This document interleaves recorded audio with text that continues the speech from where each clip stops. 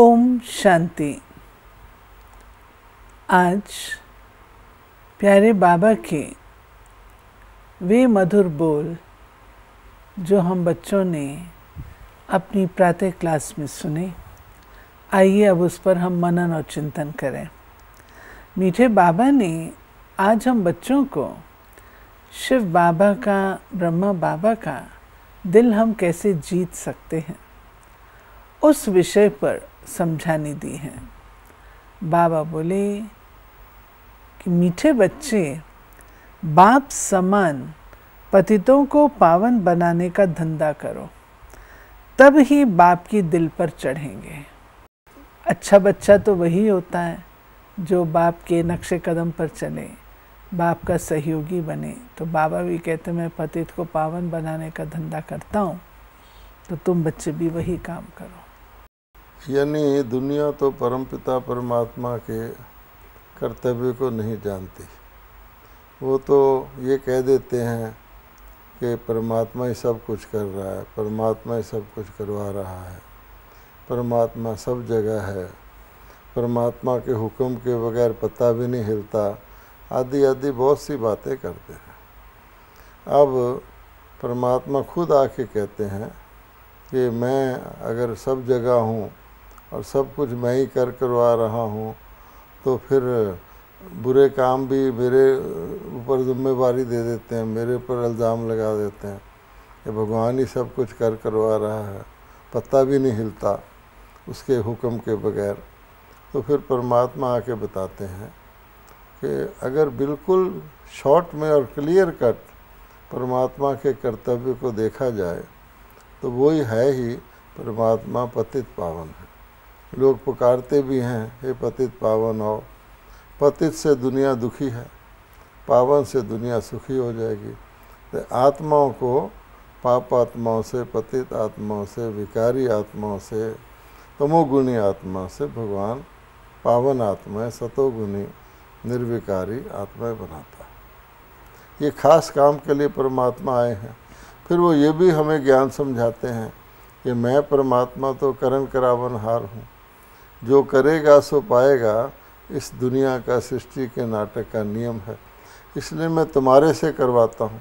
तो परमात्मा को नेचुरली जिस कर्तव्य को करवाने के लिए वो आए हैं, जो उनके सहयोगी बच्चे बनते हैं, जिनको पांडव भी कहते हैं, शक्तियाँ भी कहते हैं, गोपियाँ भी कहते हैं, वो जो बच्चे हैं, शास्त्रों में भी लिखा हुआ है कि भगवान ने गोवर्धन पर्वत उठाया, उसमें गोपियों ने उंगली लगाई।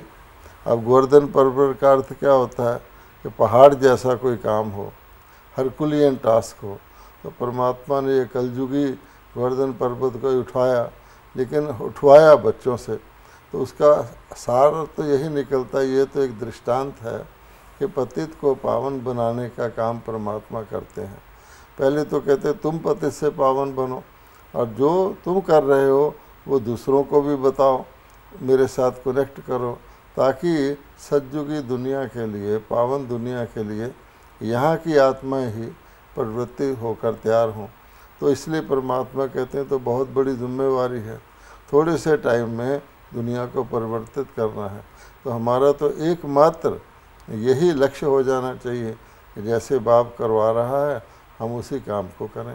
इसलिए बाबा ने कहा नेचुरली पिता को वही बच्चे पसंद होते हैं जो कि फॉलो फादर करें। तो बाबा ने कहा कि वही मेरे दिल पर चढ़ते हैं।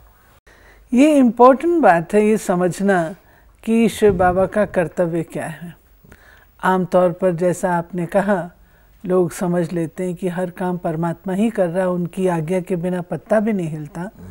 परमात्मा ने समझाया है कौन सा काम मैं करता हूँ और क्या नहीं करता हूँ, और यही कार्य पतितों को पावन बनाने का जो कोई मनुष्य आत्मा नहीं कर सकती है, कोई देवात्मा नहीं कर सकती, कोई धर्मात्मा नहीं कर सकता, वो कार्य परमात्मा करते हैं।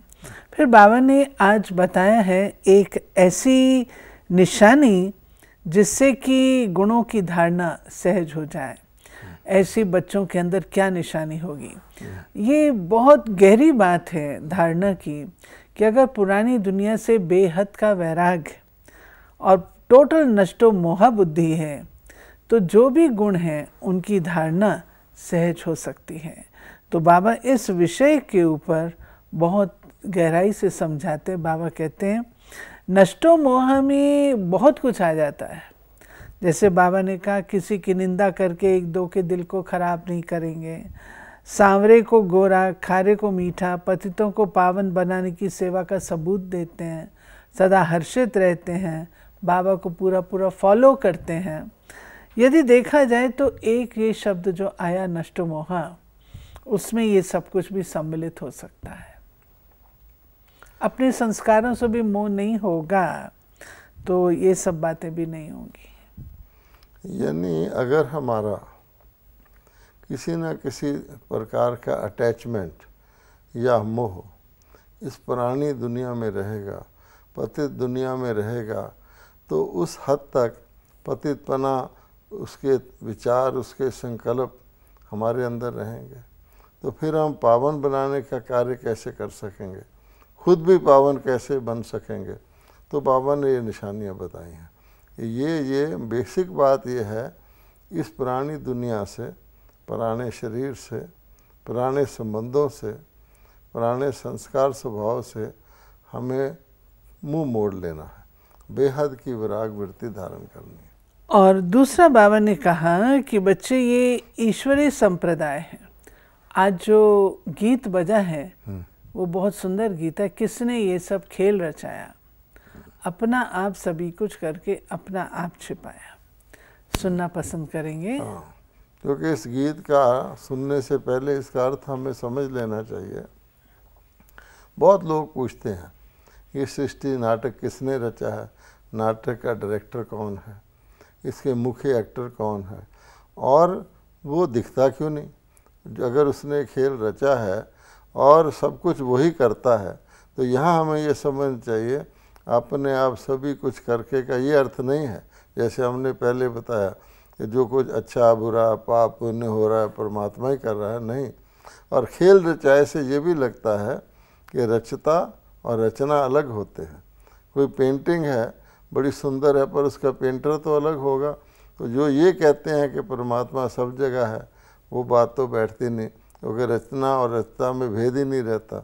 तो इसलिए इस गीत का भाव अर्थ ये है, बाबा ने आगे मुरली में समझाया है कि करण करावन हार वो है, लेकिन क्योंकि हम बच्चों ने इस खेल में पार्ट बजाना है तो हमारे द्वारा करवाता है। इसलिए कहते हैं पीठ हम बैकबोन हमारी परमात्मा है, लेकिन परमात्मा खुद नहीं करता, इसलिए कहा अपना आप छुपाया। किसने किसने किसने ये सब खेल रचाया, किसने ये सब साथ सजाया, अपने आप सभी कुछ करके अपना आप छिपाया, अपना आप छिपाया किसने। तो बाबा की जो मुरली का आरंभ हुआ, बाबा कहते हैं तुम जानते हो हम पहले आसुरी संप्रदाय के थे, अभी हम ईश्वरीय संप्रदाय के हैं। और ईश्वरीय संप्रदाय की मत क्या है, ईश्वर की मत क्या है? ईश्वर की मत है पतित को पावन बनाना। और बाबा ने कहा कि आम तौर पर दुनिया में बच्चे का धंधा अलग तो बाप का धंधा अलग हो सकता है, परंतु यहाँ पर बाबा कहते हैं और कोई धंधा है ही नहीं सिवाय पतित को पावन बनाने के जो बाप करते हैं। और यही धंधा तुम बच्चों का भी है। और बाबा कहते हैं ये मैं तुम बच्चों को मत देता हूँ कि तुम भी पतित आत्माओं को पावन बनाने की सेवा में लगो। अब ये जो शब्द बाबा प्रयोग करते हैं कि ईश्वरी संपदा और आसुरी संपदा, भगवत गीता में कहा गया है आसुरी संपदा और दैवी संपदा, अर्थात परमात्मा पतित पावन है तो आसुरी संपदा आसुरी संस्कार वालों को पावन देवता दैवी संस्कार वाले बनाता है। लेकिन जो बनाने वाला है परमात्मा, गीता का भगवान, वो कौन सी संपदा रचता है, तो खुद आके बताता है कि सीधा तुम आसुरी संपदा से दैवी संपदा नहीं बन जाते, पहले तुम्हें मैं आसुरी संपदा से ईश्वरी संपदा बनाता हूँ। क्योंकि एक खराब संस्कार वाले को शुद्ध अच्छे श्रेष्ठ संस्कार वाले बनाना बीच में कुछ कर्तव्य होता है ना, तो परमात्मा कहते हैं इसी को पतित पावन कहते हैं। तो पहले मैं आसुरी संपदा वाले बच्चों को अडॉप्ट करता हूँ, जैसे किसी, क्योंकि परमात्मा के कोई शारीरिक संतान तो है नहीं, आत्मा उनकी चिल्ड्रन है, स्पिरिचुअल चिल्ड्रन है, तो मैं उनको ब्रह्मा जी के द्वारा अडॉप्ट करता हूँ। और उस समय दैवी संपदा बनने से पहले आसुरी संपदा से हटकर जब वो अडॉप्ट होते हैं तो वो बनते हैं ईश्वरी संपदा, जिसको ब्राह्मण संपदा भी कहा जाता है। और भगवत गीता में साफ साफ लिखा हुआ है कि कल्प के आदि में ब्रह्मा जी ने ब्राह्मणों सहित यज्ञ रचा, तो वो उसी चीज़ का यादगार रूप में बताया गया है। ईश्वरी संपदा को रचा, उनको फिर मत दी, जैसे बाबा कह रहे मत मैंने समझ, तो श्री मत कहा गया गीता के भगवान ने दी। उसके द्वारा वो आसुरी संपदा से बदलकर ब्राह्मण अथवा ईश्वरी संपदा आए बने, उससे फिर वो सतयुग में दैवी संपदा बनते हैं। बाबा कहते हैं कि चेक करो कि तुम्हारा पिता पतित को पावन बनाने के लिए आया है, तो क्या हम भी वो कर्तव्य कर रहे हैं? बाप ने क्या किया? हॉस्पिटल और यूनिवर्सिटी खोली। बच्चों का भी यही काम है।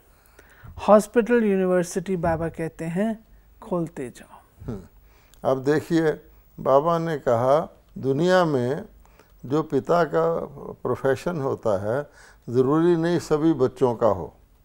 बहुत कम फैमिलीज होते हैं जिसको फैमिली बिजनेस कहते हैं, सारे बच्चे उसी काम में लग जाते हैं। कई बिजनेस में कोई कोई बच्चा लगता है, लेकिन ये ज़्यादातर ऐसा नहीं होता, क्योंकि पिता के बच्चे और प्रोफेशन में जाते हैं, कोई पढ़ लिख जाते हैं, कोई विदेश जाते हैं, कोई डॉक्टर बन जाता है। लेकिन यहाँ परमपिता परमात्मा हमको अडॉप्ट ही करते हैं, खुद पतित पावन है, हमें भी वही प्रोफेशन करना, अर्थात वही हमारा ऑक्यूपेशन है, पतितों को पावन करना। अब बाबा कहते हैं कि दुनिया के अंदर क्या करते हैं, हॉस्पिटल खोलते हैं या यूनिवर्सिटी खोलते हैं लौकिक रीति से। बाबा कहते हैं ये भी एक स्पिरिचुअल हॉस्पिटल है, जहाँ के आत्माओं को से विकार निकालने का इलाज होता है। और यूनिवर्सिटी भी है, क्योंकि यहाँ पर शिक्षा मिलती है, श्रीमत मिलती है। तो हमारा धंधा क्या है, जैसे ब्रह्मा बाबा ने अपना, जब ब्रह्मा बाबा को बाबा ने ब्रह्मा बाबा बनाया तो क्या किया, जो बाबा का लौकिक बिजनेस था ज्वेलरी का, उसको चेंज करके ज्ञान रत्नों का बिजनेस शुरू किया और एक हॉस्पिटल खोला कि आत्माएं जो दुखी हैं, हॉस्पिटल में भी तो दुखी को सुखी बनाया जाता है ना, वो शारीरिक करते हैं। बाबा ने कहा रूहानी हॉस्पिटल है, इसमें आत्माओं को रोग मुक्त किया जाता है। और यूनिवर्सिटी भी है, क्योंकि ज्ञान दिया जाता है, जितना भगवत गीता का ज्ञान है वो यादगार है, अब ब्रह्मा बाबा द्वारा दे रहे हैं, इसलिए इसको एजुकेशनल कम हेल्थ दोनों प्रकार के ऑर्गेनाइजेशन कहा जाता है। बाबा हम बच्चों को पवित्रता का महत्व बताते हुए बता रहे हैं कि देखो, एक वक्त था जो पवित्र देवताओं की पूजा, डबल ताजधारियों की पूजा सिंगल ताजधारी करते थे। क्यों? क्योंकि वे पवित्र थे और वे अपवित्र बने। फिर बाबा कहते हैं जब भक्ति मार्ग शुरू हुआ तब सन्यासी नहीं थे, बाद में आए। उस समय सन्यासी कोई ज्ञान नहीं देते थे, पीछे सर्वव्यापी का ज्ञान निकला। पहले तो कहते थे नेति नेति, हम रचना और रचयिता को नहीं जानते हैं। फिर बाबा कहते हैं कि देखो, जब नहीं समझते थे कि वो बाप है, फिर वो सर्वव्यापी कैसे हो सकता। इसमें बाबा ने कहा सिंगल ताज वाले और डबल ताज वाले, यानी जो देवी देवता थे, जितने भी देवी देवता थे उनको डबल ताज था, अर्थात वो होलीनेस भी थे और हाईनेस भी हाईनेस थे। में था। डबल ताज का अर्थ है एक तो रतन जड़ित ताज जो राजाई का होता है, और एक आभा मंडल जो सिर के पीछे हॉलो होता है, स्पिरिचुअल ताज, आध्यात्मिक प्रकाष्ठा का। तो उनको देवी देवताओं को बाद में, जब देवी देवताओं की सारी देवी संपदा अंत हो गई, देवता वाम मार्ग में चले गए, तो जो सिंगल ताज वाले बाद वाले राजा थे, जैसे राजा विक्रम था, तो वो सिंगल ताज था, उनके पास राजाई का ताज था, लेकिन वो स्पिरिचुअल ताज नहीं था। तो अपने घरों में, महलों में मंदिर बनवा के उनकी पूजा करते थे, क्योंकि वो डबल ताज वाले हैं। फिर बाबा कहते हैं जब भक्ति शुरू हुई, इमीडिएटली संन्यास नहीं शुरू हो गया। देवी देवताओं की भक्ति शुरू हुई, शिव की, संन्यास बाद में आया है। और सन्यासी भी शुरू में ज्ञान नहीं देते थे। अभी तो संन्यास का मतलब था घर बार कर्म को छोड़कर वैराग वृत्ति धारण करना और पवित्र रहना, इस प्रकार से शुरू हुआ था। उनको ये उस वक्त सन्यासी नहीं कहते थे भगवान सब जगह है, बल्कि क्या कहा गया शुरू में, परमात्मा की जब खोज की, नेति ही नेति, कि हम परमात्मा के अंत को नहीं जानते। बाद में कुछ ऐसा हुआ कि सभी धर्म, सभी प्रकार के लोग, कई ये भी मानते हैं कि भगवान अवतरित होता है, गीता सुनाता है, पता नहीं क्या हुआ, वो साथ साथ कहने लगे भगवान सब जगह है। अब कहते हैं परम पिता परमात्मा। पिता किसी का सब जगह थोड़ी होता है, पिता बच्चे में सर्वव्यापी थोड़ी होता है। तो बाबा ने कही बाद में जब भक्ति की भी ताकत घट गई, संन्यास की भी ताकत घट गई, तब ये प्रचलित हो गया। बाबा ने कहा सर्वव्यापी के ज्ञान ने कितना नुकसान किया, और जो बातें बाबा ने कही हैं भारत को कंगाल, बेमुख, नास्तिक और निधन का बना दिया है। अब जब जिसको कहते हैं बीज कोई भूल जाए, किसी फूल को आप डिस्कनेक्ट कर दो, कितना भी पानी में रखोगे उसका मुरझाना तो शुरू हो जाएगा। तो कहाँ भगवान ने रची हुई स्वर्ग जैसा सतयुग, डबल ताज वाले महाराजा महारानी, विश्व के महाराजा महारानी, वहाँ सोने की तो ईंटें बनती थी, हीरे जवाहरात महलों में लगते थे। आज भारत का क्या हाल हो गया? तो किसने किया? सर्वव्यापी के ज्ञान ने। क्योंकि परमात्मा को सर्वव्यापी कहने से अपना धर्म भी भूल गए, अपना कर्म भी भूल गए, और जो गलत किया भगवान के जुम्मे डाल दिया। हम तो कुछ करते ही नहीं, सब कुछ परमात्मा ही करता करवाता है। इसलिए बाबा कहता है ये धर्म ग्लानि जो निधन का, मैंने जिसका कोई मालिक ना हो, ऑर्फन जिसको कहते हैं, कंगाल जैसे भारतवासी अब हो गए हैं मोहताज, ताज भी गया, सिंगल ताज भी गया, पगड़ी भी गई, टोपी भी गया, भारतवासियों का क्या हाल है। इसलिए बाबा कहता है कि बिल्कुल धराशय हो गए हैं, दिवाला निकल गया। बाबा ने कहा कि मैं बेहद का बाप हूँ, और बेहद का बाप आकर के तुम्हारा पंडा बनता हूँ, तुमको धन का बनाता हूँ और धनी दुनिया में ले चलता हूँ। फिर बाबा कहते हैं उनको भी कशिश होती है, बरोबर धनी बेहद के बाप से हमको बेहद का वर्षा मिलता है। बेहद का वर्षा बेहद स्वर्ग की बादशाही है। हद का वर्षा नरक है, नरक में दुख, इसलिए इसको बादशाही नहीं कहेंगे। बेहद मीन्स जन्म जन्मांतर का, वो तो आत्मा को मिलता है ना। तो आत्मा अगले सतयुगी 21 जन्मों के लिए, यानी उसको स्वर्ग की इनहेरिटेंस मिल जाती है। और जिस दुनिया में किसी पिता से इनहेरिटेंस मिलता है, एक तो कलयुगी नरक का मिलता है, दुख का मिलता है, तो उसको बादशाही थोड़ी कह सकते, उसको तो गदाई कहेंगे, फकीरी है। इसलिए बाबा बता रहा। फिर बाबा ने पतित से पावन बनने के लिए क्या चाहिए? हाँ, बाबा कहते अगर पतित से पावन बनना है तो उसके लिए चाहिए जिगरी प्यार। जितना बाबा से लव होगा उतना ही हम उनको याद करेंगे, उतना ही अपने पाप नाश करेंगे, उतना ही औरों को भी पावन बनाने की प्रेरणा देंगे। यानी परमात्मा से हमारा कनेक्शन प्रेम का है। तो जैसे कोई होता है ना लव लीन, परमात्मा के प्रेम में इतना विलीन कि बिल्कुल जैसे बाप और बच्चे का पक्का कनेक्शन हो जाता है, जिसको लीन कहा जाता है। परमात्मा के प्रेम में सदा ही लीन, उन्होंने ये समझ लिया कि आत्मा परमात्मा में लीन हो जाएगी, नहीं, प्रेम में लीन। तो वो जिगरी प्यार जो होता है उसी से हमको प्राप्ति होती है। बाबा बोले हैं आज इतना ही पर्याप्त नहीं है, वो प्रेम एक रस भी होना चाहिए। ऐसे नहीं कभी बढ़ गया कभी घट गया, एक रस होना एक चाहिए। रस तभी होगा जब एक से प्रेम रखेंगे। अगर दो बेड़ी में सवार होंगे, कुछ लौकिक में भी रहेंगे, पुरानी दुनिया से पूरी बेहद की विराग वृत्ति नहीं होगी, दोनों हाथ में लड्डू चाहेंगे या दो बेड़ी में सवार होना चाहेंगे, तो एक रस नहीं हो सकता। जब स्मृति परमात्मा की तरफ गई तो और अवस्था ऊंची अवस्था, जब विस्मृति हुई लौकिक में आगे फिर नीची अवस्था, एक रस तो नहीं रहे ना। तो बाबा ने कहा है कि वास्तव में तुम्हारा पुराने मित्र संबंधियों से मोह निकल जाना चाहिए और सर्विस करो, वनवाह में रहना है, चित्ती वाला कपड़ा पहनना है।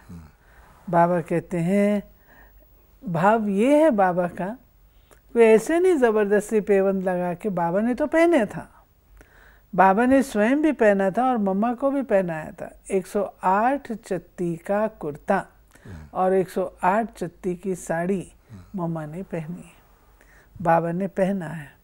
तो बाबा का भाव है कि बच्चे वनवाह में रहो, ज़्यादा इन सब चीज़ों के विस्तार में नहीं जाओ, लून पानी नहीं बनो। जैसे उन्होंने कह दी ना, राम सीता को वनवास हुआ, लक्ष्मण को, तो वनवास का मतलब ऐसे नहीं जंगल में भटके, वनवाह अर्थात दुनिया के वैभव, क्योंकि कलयुगी पतित आत्माओं को, तमो प्रधान को आप कितने भी जेवर पहना दो वो सजते ही नहीं, वो देवी देवताओं को सजते हैं। जिन्होंने दिव्य गुणों के गहने पहने हुए हैं उनको ये जेवर भी सजते हैं। जो क्रूर व्यक्ति हैं, जालिम हैं, निर्दयी हैं, पापी हैं, भ्रष्टाचारी हैं, उनको तो सजते भी नहीं हैं। आप देखोगे आजकल किसी भी व्यक्ति को आप किसी फंक्शन में बुलाओ, उसको आप खुशबूदार फूलों का हार पहना दो, थोड़ी देर में क्या करता है, अपने आप उतार के रख देता है। लोग समझते हैं बड़े निर्माणता है, वास्तव में निर्माणता नहीं है, उसकी आत्मा कहती है मैं इसका अधिकारी नहीं हूँ। क्या देवी देवताएं हार उतारते हैं? वो तो सदा जेवरों से सुसज्जित रहते हैं, तो एंटाइटल्ड नहीं है, इसीलिए भगवान कहता है तुम्हें वनवा में रहना। बाबा ने आज एक ज़बरदस्त कार्य दिया है। बाबा ने कहा देखो जैसे सूर्य है, सागर के पानी को खींच करके उसको मीठा बना देता है, तो तुमको भी नमक, प्यार से नमक को चेंज करके मीठा बनाना। इन्हें लून पानी जो किसी आत्मा के अंदर मिठास नहीं है उसको भी परिवर्तित करना है। जैसे सूर्य कर सकता है तो ज्ञान सूर्य के बच्चे भी कर सकते हैं। फिर बाबा ने आज जो हम बच्चों को वरदान दिया है वो है मास्टर दाता बन, खुशियों का खजाना बांटने वाले, सर्व की दुआओं के पात्र भाव। वर्तमान समय सभी को अविनाशी खुशी की आवश्यकता है, सब खुशी के भिखारी हैं। आप दाता के बच्चे हो, दाता के बच्चों का काम है देना। जो भी संबंध संपर्क में आए उसे खुशी देते जाओ, कोई खाली न जाए, इतना भरपूर रहो। हर समय देखो मास्टर दाता बनकर कुछ दे रहा हूँ या सिर्फ अपने में ही खुश हूँ। जितना दूसरों को देंगे उतना सबकी दुआओं के पात्र बनेंगे और ये दुआएं सहज पुरुषार्थी बना देंगी। स्लोगन है संगम की प्राप्तियों को याद रखो तो दुख व परेशानी की बातें याद नहीं आएंगी। हाँ, स्मृति में संगम की यादें रखेंगे तो दुख दर्द सब भूला रहेगा। ये थी प्यारे बाबा की आज 7/7/17 की मुरली। बाबा ने आज हम बच्चों को जो काम दिया है, ज़बरदस्त काम है कि नमक को मीठा बनाना, कटु स्वभाव को मृदु बनाना, अपने अंदर इतनी शक्ति भरे जो दूसरे का कटु स्वभाव भी मृदु हो जाए। बहुत बड़ा कर्तव्य है, इसके ऊपर पुरुषार्थ करेंगे। ओम शांति।